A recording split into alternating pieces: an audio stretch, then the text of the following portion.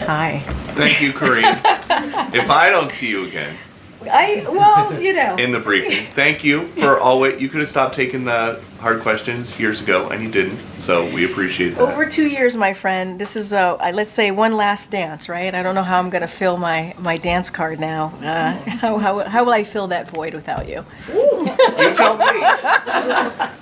You tell me. Start some rumors in here, I guess.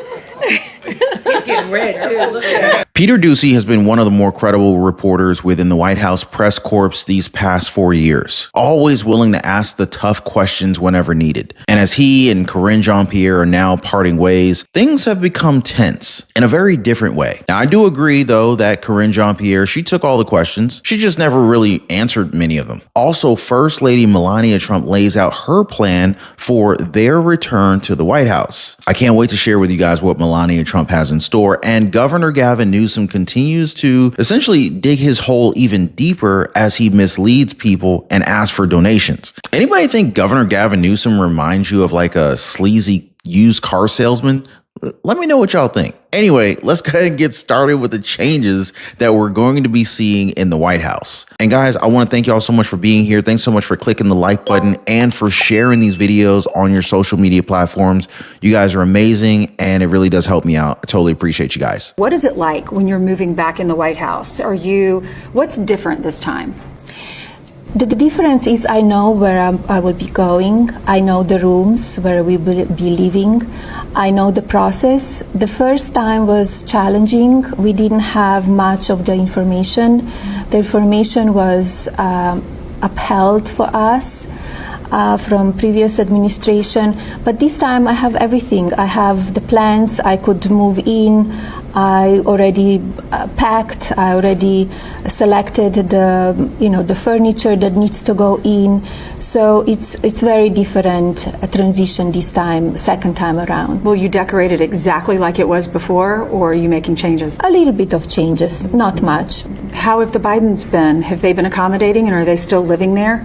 They're still living there, and they will be out on January 20. So what happened is on January 20, the transition team has only 5 hours to move Biden's out and to move us in. So everything needs to be planned to the minute. I will be in the White House, and when I need to be in New York, I will be in New York. When I need to be in Palm Beach, I will be in Palm Beach. But my first priority is, to be a mom, to be a first lady, to be a wife. And once we are in on January 20, it's you serve the country. Classy as always. And we're going to get used to that again. No more Jill Biden. Hello, Melania Trump. President Joe Biden, on the other hand, he's packing his stuff up and preparing to leave the White House. Although you got to ask yourself if they ever really moved in. He was asked about a possible pardon for himself, and you're not going to believe what he said. Check this out. Have you ruled out a pardon for yourself or any other additional members of the family? For myself? Yes, sir. What would I pardon myself for? That's what I'm asking. No, I have no contemplation of pardoning myself for anything. I didn't do anything wrong. So wait a second. He's saying that he doesn't need to pardon himself because he didn't do anything wrong? Huh. So why did he pardon Hunter Biden for more than a decade of his life? Does that suggest that Hunter Biden did do something wrong, so he's trying to preemptively take care of his son? I mean, that's basic logic, right? I mean, this just goes to show you that there's something going on there that they don't want us to see. It also explains why President Joe Biden doesn't really take part in many of these press conferences. And you know for a fact that we're all going to have to get used to a president who's now willing to answer a lot of these tough questions. It's also going to be very different for the White House press corps since they've got used to Karine Jean-Pierre. Now, one reporter who's made her rage more times than not is Fox News' Peter Doocy. Peter can get up under Karine Jean-Pierre's skin. It's kind of funny. And he's done the same thing to President Joe Biden, setting these jokers off in a tizzy. I like that word, tizzy. Anyway, listen to when Peter Doocy asks about inflation. Mr. President, could you give us a brief update on your call with European leaders on what's happening in Ukraine today? The only reason I don't like doing this is you never report on why I've called a meeting. And this is really important. I had a very, very, very good meeting, total unanimity with all the European leaders. We'll talk about it later. Thank you. Thank you. Why are you sending 8,500 troops to Ukraine, possibly? Thank you, guys. Will you take questions on inflation then? Let's move. Thank you. Thank you Do all. you think inflation is a political liability? That's a great asset. More inflation. What a stupid son of a bitch.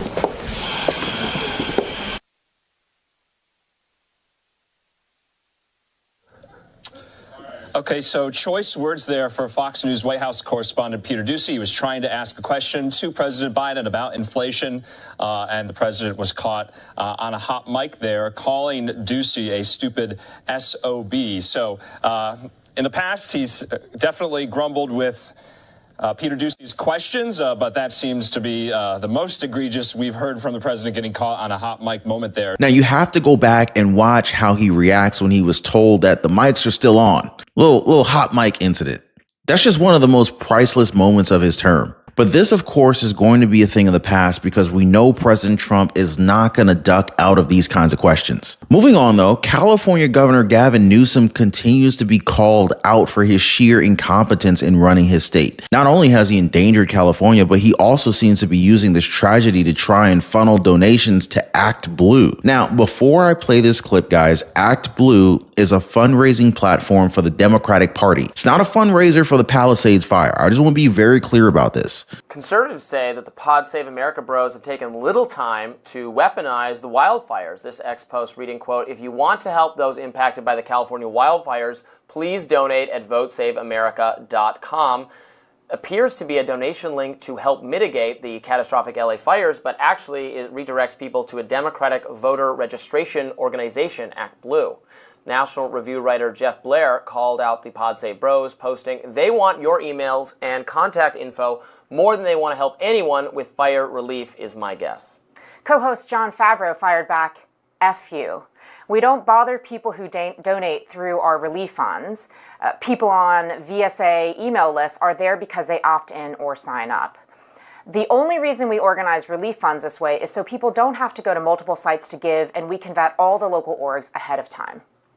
Blair then responded, "I think you've been caught out, brother," to which Favreau posted, "Something you reply when you have no idea what you're talking about. It's okay to admit you just effed up and lobbed a gross accusation without checking the facts." They are having you donate through Act Blue, says another commentator. Can't make this stuff up. CEO and co-founder of The Federalist, Sean Davis, reacted. The Dirtbag Obama podcast bros using the California wildfire to raise money for Act Blue. Conservative pundit Joe Concha posted, "The Obama bros are having quite the run lately. You're caught, John. Just own up to it already. Say hello to Soros." Now, you got to hand it to the Democrats at this point, right? Because they don't seem to care or even give a flying flip about how transparent all of this is. The problem is that they think people are just straight up stupid. But I went to the website and I checked the fine print for myself, and here's what I found. They're saying that these donations will be split evenly between the Latino Community Foundation, Los Angeles Regional Food Bank, Los Angeles Fire Department Foundation, United Way of Greater Los Angeles, and the California Community Foundation Wildfire Relief Fund. It's also stated here that all donations are received and processed by Act Blue Charities Incorporated. So holy crap, guys, did they manage to dilute the donations that people are making? And people are thinking that they're donating to the fire. Meanwhile, they're donating to all these other places. And you know how these charities are.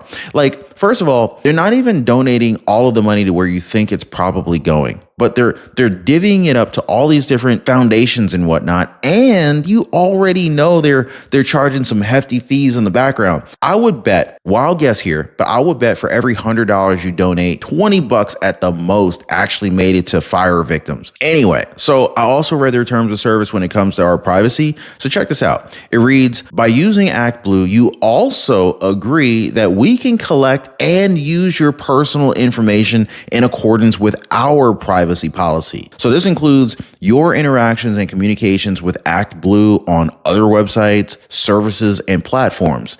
We encourage you to read it to better understand how we collect and use your personal information. Now, how many people are really reading like 20 pages worth of font size, like 3 print, right? Like no way, people are just trying to donate and help out. They're not realizing what they're getting themselves into. And that's the sad part, or should I say the scary part. Anyway, and just kind of make this absolutely clear, this is supposed to be a fundraiser for the Palisades fire. This is supposed to help the people, but instead they got all these rules and regulations that are already set in place to trap people, which means that you're not just giving them your money, you're actually giving them all of your information and then some, at least the information that they need you to fill out. And just to kind of ensure that this is indeed a scumbag move, Act Blue actually takes a 3.95% processing fee for all donations on top of all the other nonsense. I can't make this up, y'all. So now, besides President Trump, former California gubernatorial candidate Larry Elder is now also calling for some resignations. I kind of want to ask Larry Elder to kind of step it up and not call for some resignations, just fire everybody. Because of the failure to build the water reservoirs and to raise the dams, most of the water goes right into the Pacific Ocean. It is absolutely absurd. The number one responsibility of government is to protect people and property. We got plenty of money to Trump-proof California. We have plenty of money to pay for taxpayer-funded health care for illegal aliens, but we don't have enough money to do the right kinds of things to make sure people in California are protected in situations like this. It is outrageous. He should resign. Karen Bass should resign. So, yeah, you're right. They just got $50 million in extra spending to go after Trump in court. And now we've got this report from the Free Beacon that L.A. Fire Chief Crowley 2 months ago warned L.A. Mayor Karen Bass and city officials in November that the L.A. Fire Department had about half as many firefighters as they desperately needed, and that the department did not increase in size with the population. You're saying that, but when the deadly wildfires hit L.A., just around now, 2 months later, they reportedly pulled the LA Fire Chief's memo from the government website. Well, I read that memo, and she warned about their lack of preparedness. She talked about the funding that it was stripped from her department. So she warned about all of this, and it was ignored. Again, this is the kind of irresponsible politics we have here in California. By the way, a number of firefighters were suspended without pay because they refused to take the COVID vaccine. Some of them were invited back. I'm not sure all of them came back, but I suspect that there are at least some people who would be on the lines, but for the fact that they were mandated to take the vaccine. So this is what it boils down to. You got a governor who keeps playing political games despite the dangers that his own constituents are facing. And the same could be said for LA's mayor, who manages to smile as residents lose everything that they've worked hard for. Now, here's a question for you guys. If it was up to you, would you prefer these officials resign from their positions? Let me know, guys. Let me know in the comments. The First Amendment still works here for the most part. So anyway, as we round up today's video, I want to redirect you to a live stream that I did recently. And it's one where I talked about the possible arson that may have started all of the fires that we're seeing today and the weird patterns that we're seeing in the sky. I'm talking about patterns that I actually saw for myself in person. Now, as always, appreciate you guys being here. Thanks so much for hitting the like button and subscribing to the channel. We'll see you on the next one.